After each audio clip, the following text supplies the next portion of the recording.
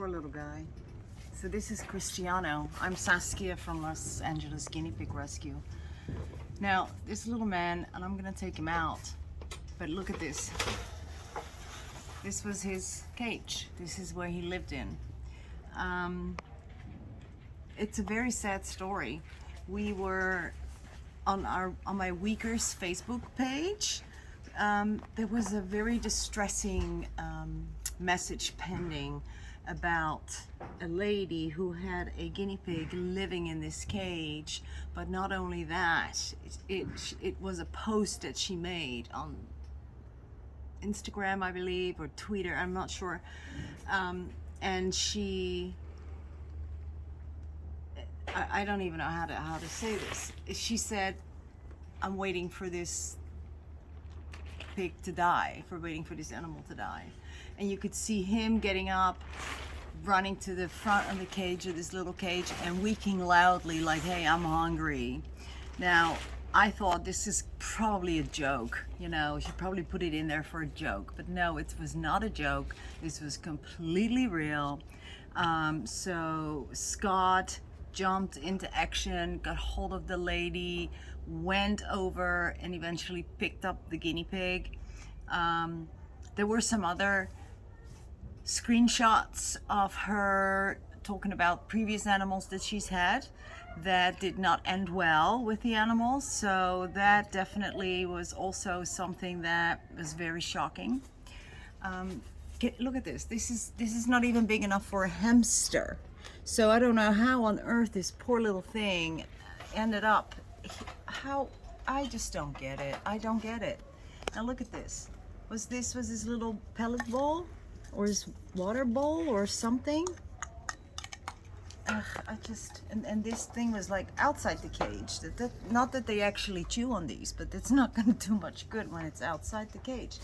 So, but come here, little man. Do you want to come out for me? Come on. This is the last time you're going to be in here, okay? This was just to show everybody how you were living. This is the last time, and he's very skittish, so I'm gonna, ooh, no bites. I'm gonna try and maneuver him out of here. Oh wait, look at that. That was just, okay. I'm so sorry, you see how scared he is? Sweetheart, it's okay. It's okay. Come here. No, not those little back paws. You're so good with those. Okay, let's get this up here. Let's get this up here and let's see. Oh, you are really good escaper. Let us see your little face. What a cutie. What a cutie pie. You are very sweet. Now, I think he is about maybe 6 months or so. He's not very old. Are you comfortable eating? Oh, yeah. Comfortable eating in front of us. That's good. That's really good. So I'm gonna give him a basic little health check. Let me put my glasses on for that. And you can come much closer. Much closer. And I heard he's a biter, and he did try and nip me earlier. So I'm gonna be very cautious. I don't wanna get bit. Checking in for some lice, which you want to do. It's easier against a darker skin because you can actually see them move. And he seems to be fine. Let me just check your neck. It's okay. I don't feel anything bad there. Lymph nodes are good. Yeah, okay, let's do the nailsies without you biting me.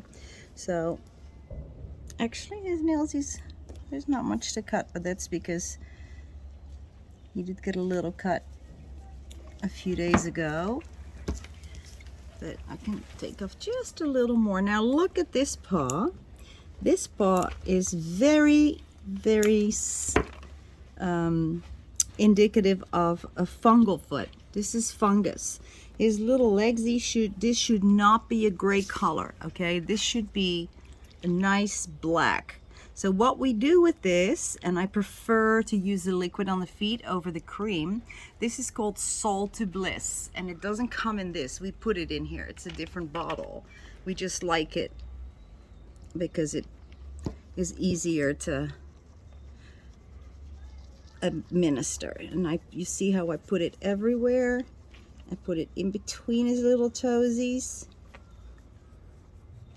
and on the top is also important. Put it, oops, I put it on the top. So really, because it's everywhere, okay? And this is a fungus that does not go upwards. Like this is like literally like the people equivalent of athlete's foot. Now, how are your other feetsies? I know you really don't like being handled. I see that because you probably haven't been handled much.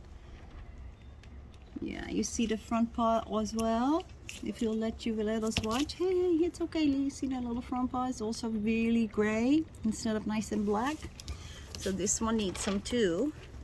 Now, since he's a biter, I'm going to be careful and hold his head against me so that he can't not really turn his head so well to bite me. But some of them are so good and they'll escape whatever, you know, barrier I put up for them. And I will get nailed. But generally speaking, they're really good.